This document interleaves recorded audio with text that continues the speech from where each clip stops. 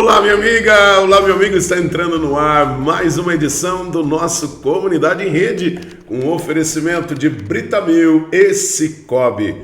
Estamos chegando em toda a Diocese, pela Rede Diocesana de Comunicação e também Rádio da Família e demais emissoras de rádio, a quem manda um abraço carinhoso. Rádio Difusora FM em Cabo do Rio Claro, Rádio Difusora Live em Machado, Rádio Onda Minas em Nova Resende, Rádio Boa Nova em Itaú de Minas, Rádio Nossa Missão FM em Passos, Rádio Montana FM em Monte Belo, Rádio Difusora em Fortaleza de Minas, Web Rádio Catedral em Guaxupé, Web Rádio Mariana Resgate, Rádio Progresso e Rádio da Família, que gera este conteúdo.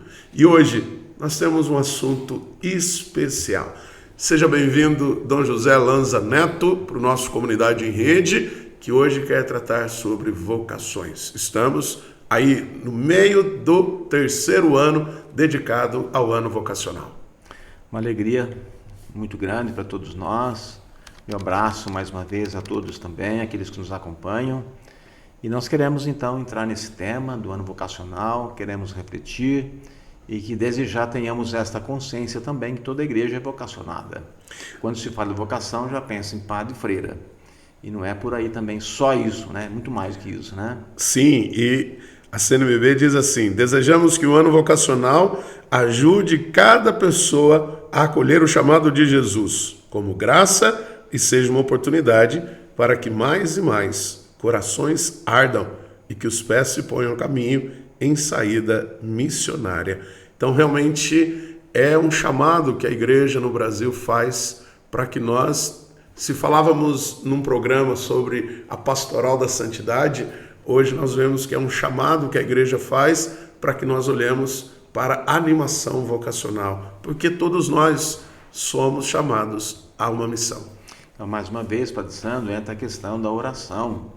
É a oração que nos deve despertar para a consciência, a nossa consciência que somos chamadas pelo Senhor como comunidade, como família, como vocacionado à vida consagrada, religiosa.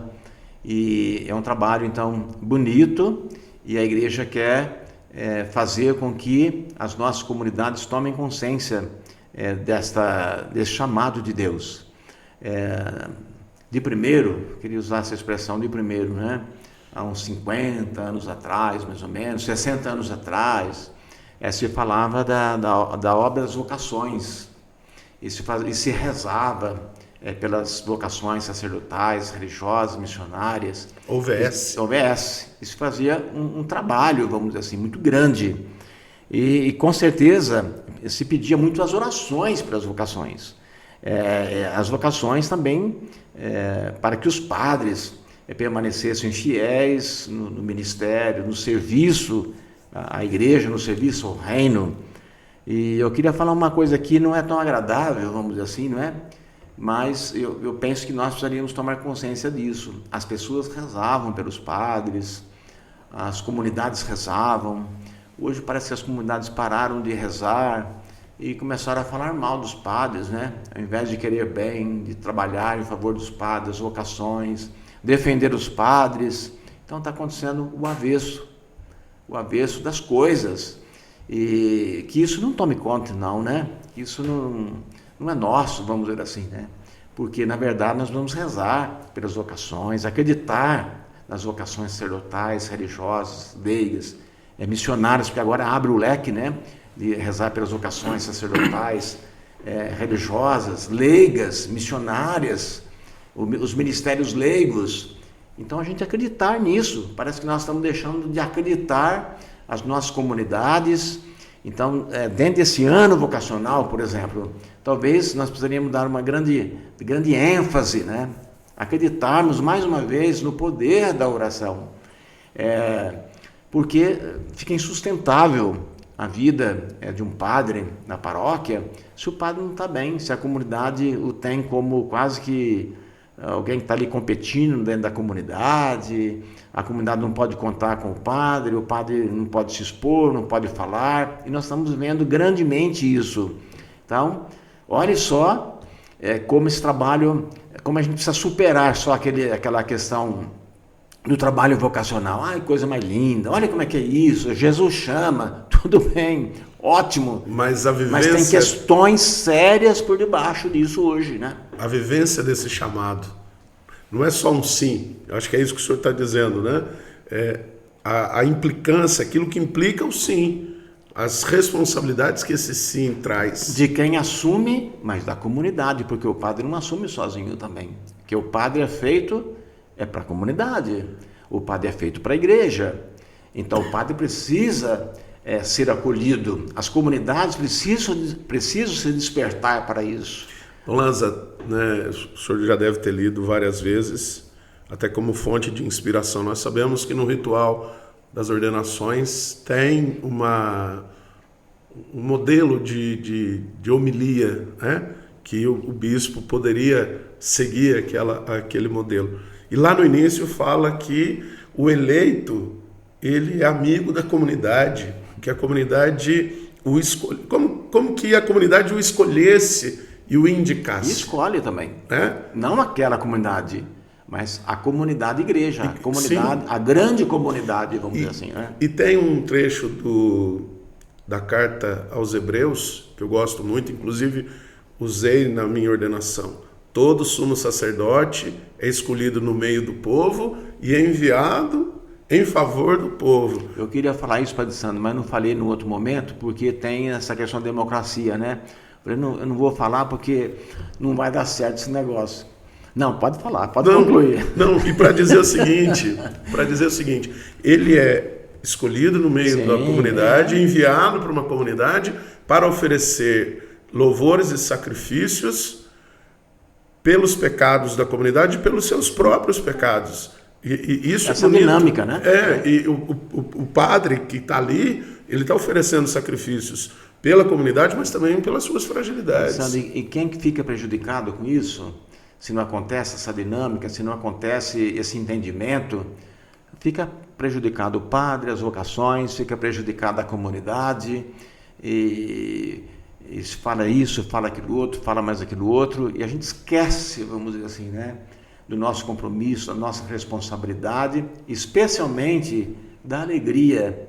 O Monsenhor está escolhendo como lema, escolheu como lema do seu episcopado agora, servir com alegria. Eu acho que ele resgata uma coisa muito importante. A alegria é o ponto fundamental da fé. Isso. É a alegria, na verdade. Uma alegria que vem de dentro, lógico. Não é a alegria do mundo, porque a alegria do mundo já está estampado que ela é frustrante também, não é? Uhum. Ela vale por um tempo. Depois você já cai na tristeza, vamos dizer assim. Você cai na real, vamos dizer assim. E essa alegria do Evangelho é uma alegria que vem de dentro da gente. Então, servir com alegria, viver o ministério com alegria, viver a vocação com alegria. A comunidade precisa ser alegre. Dizia um bispo, me parece argentino, eu li alguma vez, preparando a Semana Santa, dizendo que depois que nós acabamos de celebrar a Páscoa, nós continuamos com a carne de Sexta-feira Santa. Uhum. Tristes, desanimados, para baixo, sem uma coisa que nos lance para frente. Ele dizia: se Cristo ressuscitou, nós precisamos também ter um rosto e um coração de ressuscitados, alegres. Isso nos falta grandemente. Mas vou contar uma coisa para o senhor, que o senhor me fez lembrar. Nós temos um vocacionado junto aos padres jesuítas. O senhor conhece o Bruno, que fez uma caminhada aqui na diocese e hoje está fazendo uma experiência junto aos jesuítas. Mas não é dele, especificamente, eu quero dizer, mas de um jovem, um adolescente que é acólito na paróquia e que recentemente me procurou junto com a mãe, e ele dizendo assim: quando nós fizemos uma missa, o Bruno exerceu como acólito muitos anos, e aí nós fizemos não um envio, mas uma missa de agradecimento, né, uma bênção para que ele vivesse agora esse momento de discernimento. E aí dias depois esse menino, ele chama Guilherme, se deixar ele está em todas as celebrações, se alguém falta e pede no grupo ele está, e ele diz assim: mamãe, no dia que o padre deu a bênção para o Bruno, para que ele fosse, eu senti algo dentro de mim. Eu senti algo dentro de mim que eu não sei explicar. E aí nós estamos começando um processo, né, de orientação com o Guilherme. Então, e a alegria, ela vem misturada um pouco com esperança, misturada um pouco com fé, misturada um pouco com o sentido da vida, porque deu um sentido para ele, né? Sim. E aí hoje, claro, alguém vai dizer, não, tem que cuidar porque está querendo demais. Mas assim, o que me chama a atenção é esse desejo, né? Faltou alguém, opa, pode me chamar. E talvez lá atrás, nós enquanto seminaristas jovenzinhos, nós também tínhamos essa disposição, essa vontade, né? O padre precisou, opa, estou aqui. E hoje nós temos, às vezes, essa dificuldade. E um outro passo, Dom Lanza, dentro dessa dinâmica do ano vocacional, como que nós vemos que, às vezes, a família impossibilita os filhos de estarem na igreja. Pode parecer esquisito o que eu vou dizer, mas eu trago isso a partir de uma experiência da Paróquia Senhor Bom Jesus, que nós temos um grupo de adolescentes, que é o EAC, Encontro de Adolescentes com Cristo. Está na mesma dinâmica do ECC, né?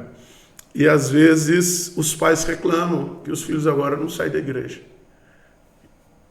Aí nós vemos, né, a luta que nós estamos tendo para que esses adolescentes, esses jovens, não estejam em núcleos que possam levá-los para um caminho sem volta, e às vezes lá no núcleo maior, que é a família, que é o primeiro, a célula primeira, às vezes o pai impede que o filho esteja na igreja. Então isso faz a gente entender que de repente as pessoas compreendem que a vocação é sua, só sua, não tem nada a ver com a família, não tem nada a ver com a comunidade, né? E assim por diante. E na verdade é um todo, né? A família precisa ser chamada, a família precisa ser vocacionada, a família precisa sentir que ela é amada dentro da outra comunidade, dentro da outra grande família, que é a igreja, que é a comunidade. Então é um todo, na verdade, né? Quer dizer, uma igreja que reza, uma igreja que acolhe, uma igreja que vem ao encontro das pessoas. Eu sei que a gente fala aqui, na prática é mais difícil, né? Porque tem os desencontros, né? Tem coisas que acabam atrapalhando também, mas é bonito isso, então, de ver a família presente. Padre Sandro, eu tenho sentido assim, ultimamente, que tem muita família, muitas famílias acompanhando as crianças, ou levando as crianças na igreja. Sim. Aqui em Guaxupé estão fazendo a curação de Nossa Senhora. Quantas envolve as escolas, ainda, né? Ainda envolve as escolas, que envolve, chamando as crianças, chamam os pais.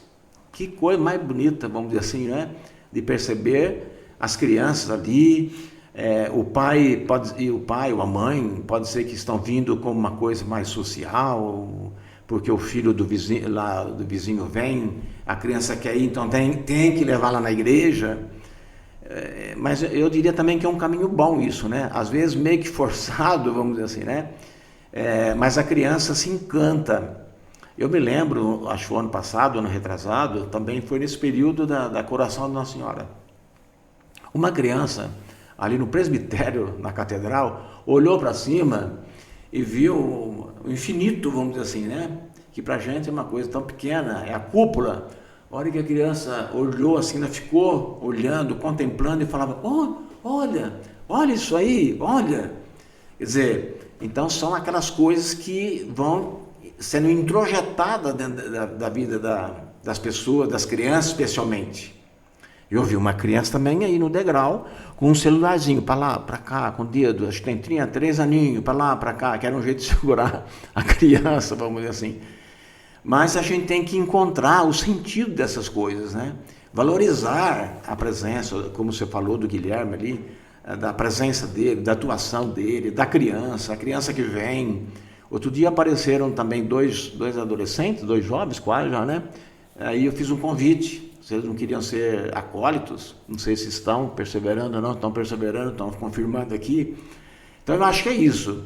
É aquele momento de Deus, o momento da graça, é o momento da família, é o momento da comunidade e é o momento da igreja também. A igreja passa por dificuldades? Passa, mas não falta a graça de Deus, com certeza. Então, esse caminho vocacional, ele precisa existir. Por isso que o tema é vocação, graça e missão.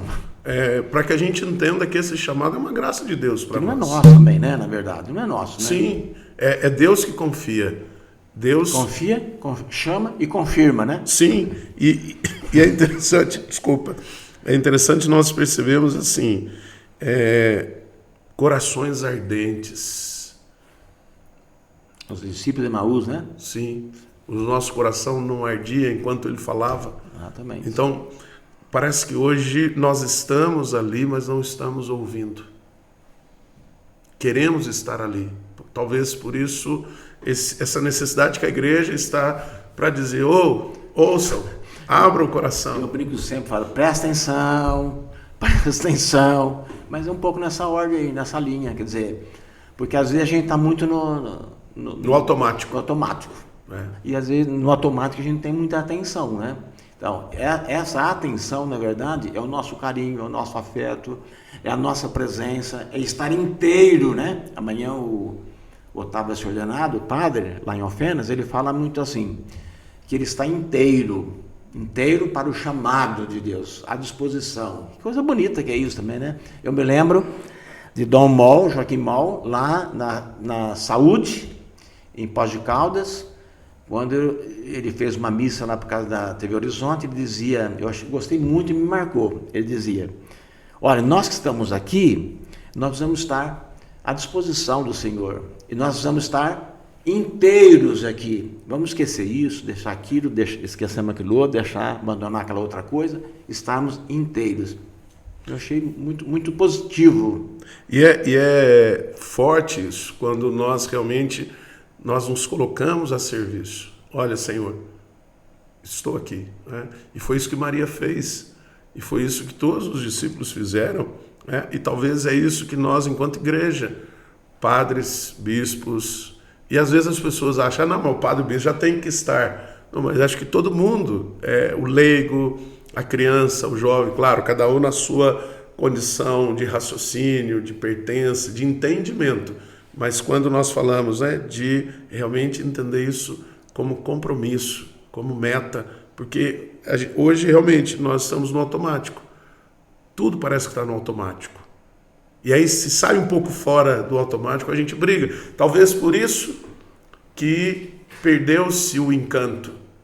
Não é que o padre deixou de errar ou deixou de ser fiel, mas perdeu-se o encanto porque nós estamos no automático. Saiu daquele automático, a gente briga. Talvez por isso que há tanta briga, tanta conflito do padre com a comunidade, de algumas pessoas. O padre consigo, a comunidade com ela mesma também, porque às vezes a própria comunidade briga muito também, né? Sim. E atrapalha demais, né? Mas, Sandro, me permita uma coisa, já que nós estamos tratando também nesses dias sobre os 60 anos da morte do Inácio, a questão vocacional. Também. O caminho da vocação é o caminho da santidade também, não é? Uhum. É vocação, graça, missão. Quer dizer, Dom Inácio viveu profundamente isso. Então eu penso que nós precisamos fazer essa mesma trilha, vamos dizer assim, né? Darmos os passos também que Dom Inácio deu, porque ele respondeu à vocação. E é interessante quando o senhor fala de Dom Inácio, quando o senhor fala desta entrega, o padre Juliano, que hoje, além de formador do propedêutico, ele está animando o serviço vocacional, e ele tem pedido, nas paróquias, que cada mês uma paróquia assuma a jornada de oração pelas vocações.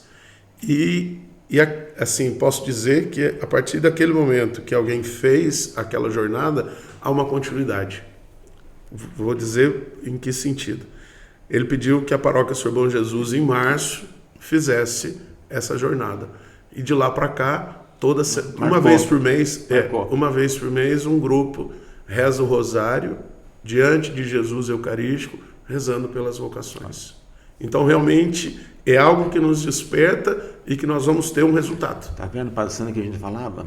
Rezar pelos padres, a comunidade gostar dos padres, amar os padres, rezar pelos padres. E não aconteceu outra coisa. Sim. Então, uma coisa boa. É o Espírito de Deus, é a graça de Deus, que vai conduzindo, que vai mostrando, abrindo caminhos de entendimento, de fraternidade, de respeito. Isso é muito bom. E assim, nós temos uma riqueza. Este ano, 3 padres, que foram ordenados, o padre Luiz Fernando, o padre Hilton e o padre Otávio. E nós temos 2 seminaristas no estágio pastoral e mais Em vista já do diaconato no fim do ano. Então é uma riqueza também para a nossa e a diocese. ordenação episcopal Episcopal do Monsenhor, desculpe, dia 8 de julho nós temos a ordenação episcopal do Monsenhor José Hamilton. E que... Quer mais que isso, Padre Não, Sandro? e Dom Lanza, como que é nítido, talvez eu servir com alegria mesmo, assim, eu acho que a disposição, porque a gente sabe que ele vai para um lugar de desafios gigantescos, né? Eu vi a foto da visita que ele fez à diocese de Almenara. Não pode perder o sorriso, não pode perder a alegria, né? Sim, mas antes disso, todas as fotos que ele posta nas redes sociais dele, ele está sorrindo. Estou falando. E o dia que nós tivemos a oportunidade de falar com o Monsenhor aqui no programa, ele parecia uma criança que recebeu o melhor presente do mundo, mesmo sabendo que o desafio que o espera, aqui sem maldade, mas a gente sabe disso. Se chorar, se entristecer, não podemos perder o sentido da alegria, porque no jogo a gente ganha, a gente empata e a gente perde. A gente perde, a gente empata, a gente ganha. Mas que Deus nos sustente, né, nessa caminhada então vocacional desse nosso irmão, dessas ordenações todas e daqueles que estão a caminho também, das crianças, adolescentes e jovens que se sentem também chamados, vocacionados, porque, como você dizia, às vezes o próprio adolescente, a própria criança pode encontrar uma resistência, às vezes dentro de casa, na própria escola, entre os amigos, esconde aquele chamado porque fala, eu não vou me expor não, vou ser objeto de gozação aqui, chacota de todo mundo aqui. E a nossa intenção é essa, trazendo novamente, porque no começo do ano, no final do ano passado, nós falamos com o padre Juliano aqui, no Comunidade em Rede, sobre a questão do ano vocacional. E agora nós retomamos este tema novamente, né, porque ainda está em curso o ano vocacional. Para quê? Para quem sabe o jovem que esteja nos vendo ou nos ouvindo, ou mesmo o casal, né, que às vezes está distante da igreja, possa sentir esse chamado e realmente dar o seu sim. Padre Sandro, a semente, ela acaba nascendo em qualquer lugar, não é? Ela nasce na montanha, nasce no campo, na beira da água, na secura. Sempre tem uma semente ali à disposição, vamos dizer, né? Que foi trazida pelo vento, foi trazida pelos pássaros, de alguma forma essa semente chega. E para dizer exatamente isso, que na secura, às vezes, da falta de fé, nesse mundo secularizado, ou na família tão esgarçada, tenha a semente que vai nascer ali, que é o chamado de Deus. E a semente ela precisa ser devagarinho cultivada, ela precisa ser tratada também. E a gente precisa acreditar nisso. E, mais uma vez, tinha um bispo, aquela referência primeiro que eu fiz era Dom Helder. Não sei se isso é do Dom Helder, se é do outro bispo santo também, lá que foi arcebispo lá em Mariana, que também está no processo. Dom Luciano. Dom Luciano dizia, nós precisamos desafiar aqueles jovens, especialmente, que estão metidos em maiores desafios, porque a graça de Deus passa por ali e a graça de Deus chama também. Olha que forte. É forte, a gente precisa acreditar nisso. Sem dúvida nenhuma. Vamos então, Dom Lanza, vamos rezar, já que nós falamos, né, no último programa, nesse programa, a força da oração. Então você que acompanha conosco, né, está aí em São Sebastião do Paraíso, no Carmo do Rio Claro, Machado, Nova Resende, Itaú de Minas, Passos, Monte Belo, Fortaleza de Minas, Guaxupé, Alfenas, Monte Santo, ouvindo através das nossas emissoras de rádio. Você em toda a diocese que acompanha pela rede diocesana de comunicação, que realmente nós possamos rezar pelas vocações. Lembrando, como o senhor mesmo reforçou, não é só para ser padre, né? Claro que nós precisamos de padres, santos padres, né? Precisamos dos consagrados, mas precisamos também da família. porque é no seio da família que vai brotar. Mesmo que a família esteja em qualquer lugar, mas é no seio da família que vai brotar esta semente de vocações. Então, eu convido o senhor, então, para que o senhor possa proferir essa oração e que Deus acolha esse nosso pedido. Então, a graça de Deus também, né, Padre Sandro, ela é como um raio de luz, né? Que penetra. Uma frestinha que existe, a luz entra ali e bate, né? E ilumina. Assim, a graça de Deus também nessas situações mais difíceis. Às vezes o adolescente, o jovem quer falar, mas tem medo. Mas essa luz entrou no coração desse ser humano, vamos dizer assim. Então, nessa oração nós queremos pedir, especialmente para aqueles que se encontram em uma situação assim, mais difícil de responder, e poder dizer com clareza o que quer ser, o caminho que quer fazer. Senhor Jesus, enviado do Pai e ungido do Espírito Santo, que fazeis os corações arderem e os pés se colocarem a caminho. Ajudai-nos a discernir a graça do vosso chamado e a urgência da missão. Continuai a encantar famílias, crianças, adolescentes, jovens e adultos, para que sejam capazes de sonhar e se entregar com generosidade e vigor a serviço do reino, em vossa igreja e no mundo. Despertai as novas gerações para a vocação aos ministérios leigos, ao matrimônio, à vida consagrada e aos ministérios ordenados. Maria, mãe, mestra e discípula missionária, ensinai-nos a ouvir o evangelho da vocação e a responder com alegria. Amém. Amém. Nós vamos para o nosso intervalo e já voltamos com Comunidade em Rede.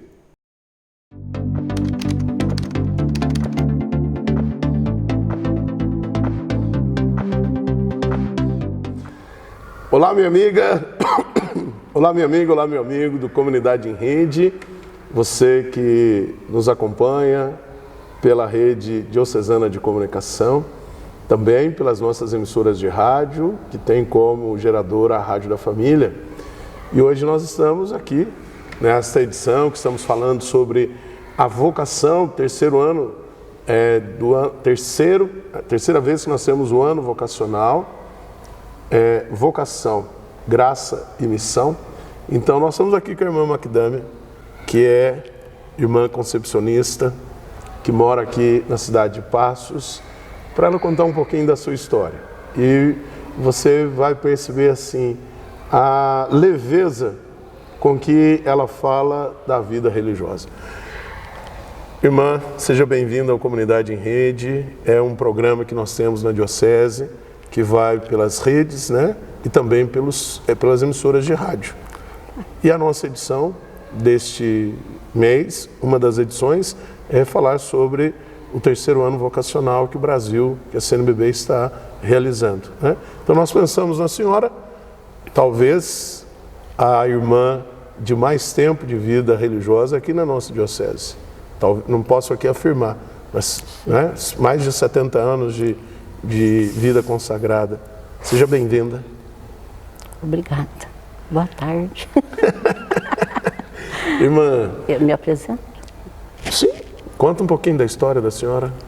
Eu sou a irmã Macdâmia Veneziane, sou de Arceburgo, de uma família, graças a Deus, bem católica, onde aprendi a conhecer um pouquinho de Deus, um pouquinho, tudo aquilo que meus pais e minha família tinham, eles procuravam passar para todos nós. Uma família numerosa, de 11 filhos, e senti o chamado de Deus, Senti o chamado de Deus aos 14 anos, 15 anos mais ou menos, quando aprendi com uma catequista que a gente deveria rezar sempre para fazer a vontade de Deus. E eu procurava fazer essa oração sem saber o que era. Eu queria fazer a vontade de Deus. Mas era uma menina assim, menina jovem, e o tempo que eu vivi na minha terra, uma menina de igreja, uma menina social, participava de tudo que havia na minha pequena cidade de Arceburgo, e onde eu aprendi tudo que era bom no tempo que eu estava naquela cidade. E na família aprendi muita coisa, na igreja, nós éramos de igreja, frequentava sempre a igreja, participei de preparação de primeira comunhão, fui da cruzada eucarística, fui aspirante de filha de Maria e fui também filha de Maria quando eu deixei para ir para a vida religiosa. Eu senti o chamado de Deus, assim, não sabia bem o que era, porque chamado, para mim, é o chamado à vida. O primeiro chamado que a gente tem, para mim, é o chamado à vida, né? Então, esse chamado à vida tem que ter uma resposta.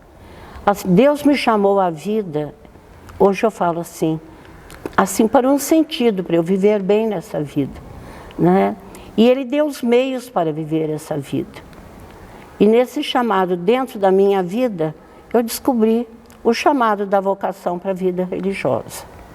Que já são quantos anos? 74 anos de vida religiosa e eu tenho 95 anos de idade. Se vocês veem minha cara, eu sou muito feliz, sempre assim, sempre assim. É uma coisa que marca as pessoas que encontram comigo, é viver sorrindo. Só que eu não me vejo sorrindo. Eu não estou com o espelho na minha frente para ver, mas recebo todo final de ano vários cartões agradecendo todas as vezes que passam por mim, eu estou sempre alegre. Quer dizer, transmito essa alegria. Esse é um dom. A senhora consegue dizer assim, qual a razão e o que faz com que a senhora seja feliz, esteja sempre sorrindo, esteja sempre feliz, mesmo sabendo que a senhora já enfrentou inúmeros desafios? Nossa, eu não sei dizer, mas eu acho que é a alegria que eu tenho dentro de mim. Eu sinto uma alegria, sinto muita paz. A senhora já pensou que a senhora tem 95 anos? Se eu já pensei? E sou feliz por ter. Não tenho vergonha de falar que tenho 95. O que a senhora espera da vida? Eu espero? Eu o que eu espero agora para frente? Só agradecer a Deus. É gratidão que eu tenho. A senhora acha que por ter aprendido com a catequista, lá em Arceburgo, quando a senhora tinha 14 anos ou menos, quando ela dizia, se coloque diante de Deus e peça que Deus lhe ajude a aceitar a vontade dele. Busca a vontade de Deus. Ela falava assim, busca sempre fazer a vontade de Deus. A senhora acha que está aí a alegria da senhora? Bom, pode ser que tenha começado, mas não tem sentido. Que eu tive uma fase da vida onde que as pessoas me falavam assim, a senhora tem a cara muito fechada. Mas eu tive uma impressão, eu tive a sorte, a felicidade de encontrar uma pessoa que estava fazendo psicologia na UERJ do Rio de Janeiro e ele estava fazendo estágio no nosso colégio. E era um sacerdote, Padre Marcos. E eu pedi que ele me ajudasse nesse trabalho, porque os alunos diziam assim, a senhora, no corredor a senhora fica de cara fechada, mas dentro da sala de aula a senhora é gostosa. Olha. Né? Então, parecia que eu tinha duas personalidades. Né? Eu pensava um pouco isso também, porque eu também estava estudando na época. Eu também dei um pouco de aula de psicologia. Né? Eu fui professora há muitos anos de psicologia, mas a mais psicologia da educação. Eu acho que tudo isso me ajudou. E também eu sou uma pessoa assim que eu me interesso muito para o conhecimento pessoal, o autoconhecimento. Sabe? Tudo que tem sobre isso, eu procuro. Irmã, antes aqui, né, nos nossos bastidores, a senhora contou de uma situação muito forte, de uma experiência de Deus com Dom Inácio. Né? Eu queria que a senhora relatasse, porque estamos aí para celebrar 60 anos de que ele fez a Páscoa definitiva. Próximo dia 29 de maio, celebra-se 60 anos que Dom Inácio faleceu, e quando nós temos um processo de beatificação, de canonização, a data específica que se celebra não é o nascimento da pessoa para esta vida, mas é o nascimento para a vida eterna, né? E a senhora trouxe algo que eu achei interessante. Eu gostaria que a senhora pudesse partilhar com os nossos internautas e os radioouvintes. Eu estava morando em São Paulo e fui transferida para Guaxupé, para lecionar no colégio de Guaxupé.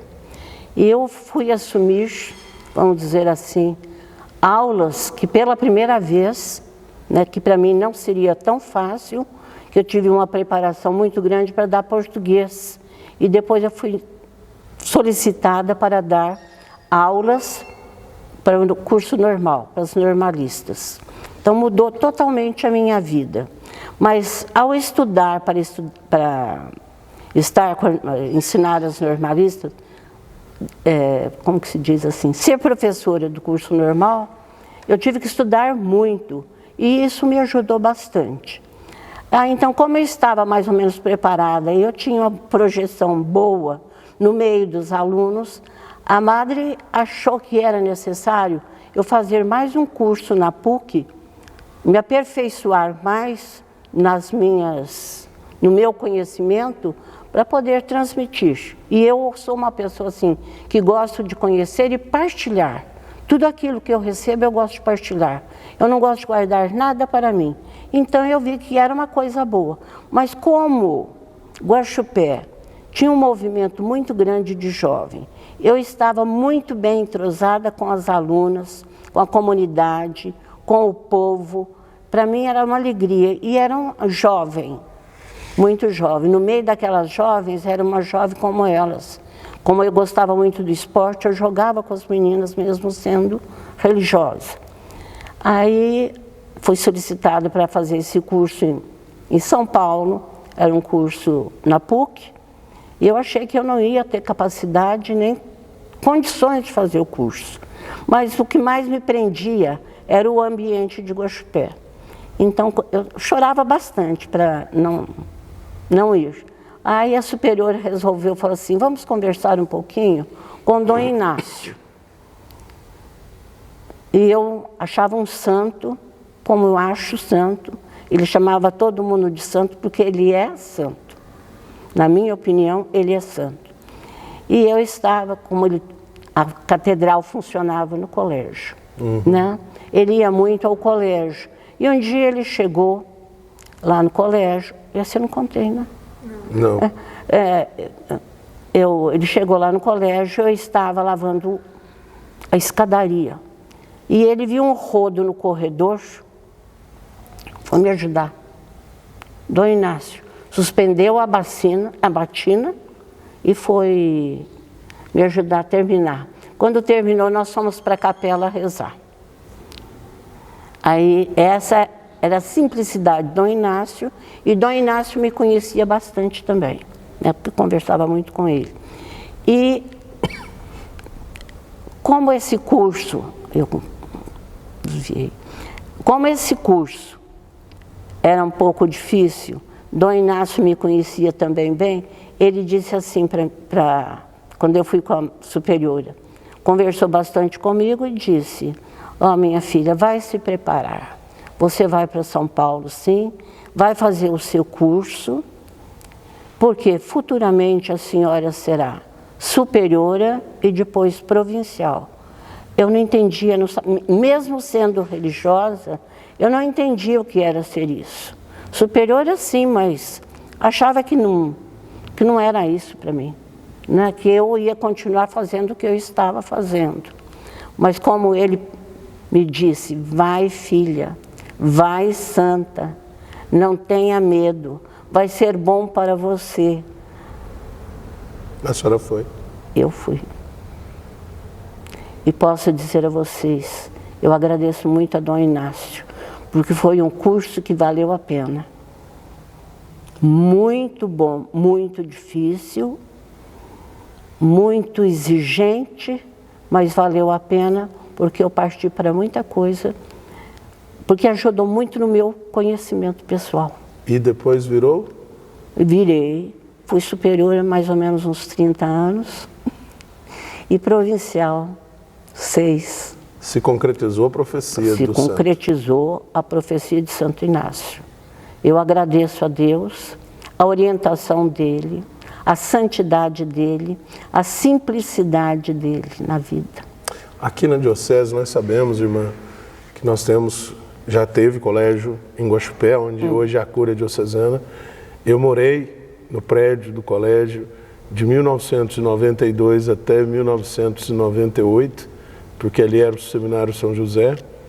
Mas nós sabemos que também tem Passos, que fez pouco mais de 100 anos, a presença das senhoras aqui, Machado. Né? A senhora passou por esses colégios? Passei. Guaxupé eu estive estudando música, para tocar na igreja em Erceburgo. Em Guaxupé eu morei de 45 a 47. 45, 46, meus pais tiraram. E depois eu fui para Mococa, para o noviciado. Depois eu voltei em Guaxupé de 56, 57, 58, 59. 60, eu voltei, fui para São Paulo. Não morei mais. Morei 7 anos em Machado, trabalhei muito com o Padre Santo Marini e o Padre Walter Pulcinelli. E Passos eu estou a 4ª vez. Eu fui aluna, professora e diretora de Passos. Olha que chique. E agora estou aqui novamente fazendo parte da comunidade. Irmã, para a gente encerrar, o que a senhora deixa para as meninas que estão aí na caminhada da igreja, neste ano vocacional, uma mensagem para as meninas da nossa igreja, da nossa diocese? Eu deixaria o seguinte, que elas rezassem, tivesse assim o seu momento diário com Deus, para elas descobrirem, porque Deus criou a gente para ser feliz, e a gente é feliz quando faz a vontade de Deus, quando a gente conhece um pouquinho a gente e faz aquilo que a gente gosta. Porque quando a gente faz aquilo que a gente gosta, a gente faz com amor, com carinho, com profundidade. Eu acho assim que vocês conhecerem vocês procurarem conhecer e escolher a vocação e a profissão que Deus der para vocês. Para isso vocês precisam pedir a Deus e conversar com Ele diariamente. Amém. Obrigado, irmã Makdamia. Que conversa gostosa. Se a gente pudesse ficar aqui horas e horas, a senhora contando. Tem muita coisa para contar, 70 anos de vida religiosa, tem muita história. O que eu já passei? O que eu passei com o Padre Santo. Até fora da igreja ele me pôs. Olha aí. E depois foi pedir perdão. Eu era jovem de tudo, mas, nossa, eu trabalhei muito. No diocese eu trabalhei muito. Tinha um grupo bom de religiosas, tinha a Madre Carmelina de Ariado, que é meio amiga a irmã da Consolação. Da Consolação. Tinha um grupo, gente, nossa, era muito bom. Eu trabalhei muito no diocese. Amém, amém. Nossa, Guaxupé eu trabalhei muito. Muito. Os 3 anos que eu fiquei em Guaxupé, você não vê, todo mundo me conhece aqui também. Pois é, quem não conhece? Nossa. É muita história. Gente, obrigado, irmã, que Deus abençoe. E assim ficamos com a entrevista do mês. Olha, eu vou falar para você. Eu queria que todo mundo fosse feliz, viu, padre? Meu sonho que as pessoas sejam felizes. Eu não falo sem problema, é o que eu falo para os alunos. Não é sem problemas. Que sejam felizes, entendeu? Que acolham o sofrimento, porque eu sinto que Deus, quando tem um desafio, eu não dormia, eu me lembro, Deus está ao meu lado, só que a gente não percebe. Mas a força dele não falta hora nenhuma, padre. sempre nos sustenta. É impressionante. Eu falo assim, Olha, irmã, eu vivi uma experiência esse dia agora, na noite, madrugada do dia 22 de maio. Eu sou muito devoto de Santa Rita de não Cássia. sei. E esse ano eu não estava muito bem. E não celebrei bem a novena. Mas quando eu fui em Cássia, sexta-feira passada, dia 19, celebrando no santuário e depois na igreja matriz, onde atuei muitos anos como pároco, veio no meu coração que eu não podia deixar de amar e de divulgar Santa Rita por onde eu fosse. E eu fui fazer a caminhada, que eu não estava muito afim, apesar de dizer para as pessoas, animar as pessoas, mas eu não estava. Mas depois de sexta-feira eu tomei a firme decisão, eu vou. Mas eu não estava preparado fisicamente e não estava preparado com equipamento, porque o meu tênis era um tênis bom, mas ele estava justo. E não pode. Ele tem que ser um tênis usado, mas ele tem que ser um pouco maior do que o seu número tradicional. Por 20 quilômetros eu caminhei bem. Depois começou o meu sofrimento. E eu sofri. Durante, basicamente, de 6 a 7 horas eu sofri. Tive 2 anjos do meu lado, 2 amigas que me acompanharam, estavam comigo, mas eu tive Santa Rita de Cássia. E olha uma coisa que eu tenho dito. Quando eu comecei a cantar o hino de Santa Rita e depois a oração e pedindo que ela me conduzisse, eu estava pedindo perdão para ela. O meu ato de sofrimento era um pedido de perdão. E eu dizia, ela viveu com a ferida na sua testa por anos e anos, isolada, com dor, né, com um cheiro fétido, e eu estou aqui apenas algumas horas, então eu vou aguentar, eu vou suportar. E aí fui. E num dado momento, quando eu cheguei na rodovia, que eu cheguei onde o pessoal serve um lanche, o pessoal de Itaú, a moça veio e me entregou uma rosa vermelha. E ela dizia assim, a semana inteira, padre, vinha no meu coração o seu nome. A semana inteira vinha no meu coração doar rosas para peregrinos. E o primeiro nome que vinha de peregrinos era o Senhor. Ali naquele momento, irmã, eu recobrei minhas forças. Continuou doendo, continuei sofrendo a dor, mas eu consegui vencer. Então isso é ser feliz. Eu falo. Por exemplo, a gente pode ser feliz em todo lugar, se a gente quiser. Eu queria, assim, é um desejo que eu tenho tão arraigado, entendeu? Eu queria assim, gente, o que eu faço para essa pessoa? Quando eu vejo uma pessoa sofrendo, sofro junto, mas não queria sofrer junto. Eu queria que ela fosse feliz. E é assim que nós temos que passar para os outros.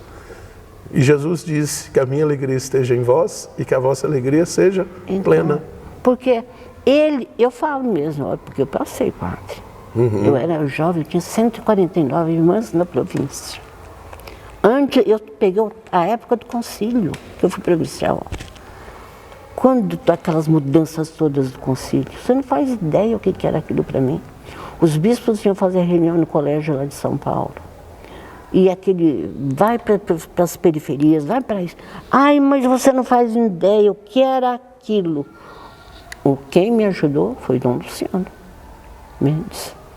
Eu tenho muito santo na minha família, na minha vida. Porque a senhora faz a vontade de Deus.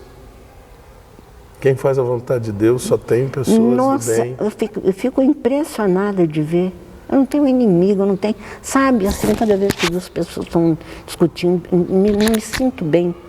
Eu falo, ai, que vontade de chegar ali perto e... Né? Eu quero, desejo mesmo que todos sejam felizes. Amém.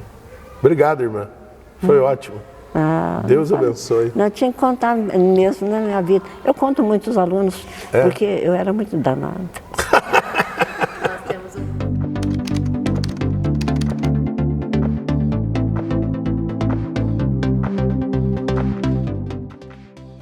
E nós estamos de volta com Comunidade em Rede, com o oferecimento de Britamil e Cicobi.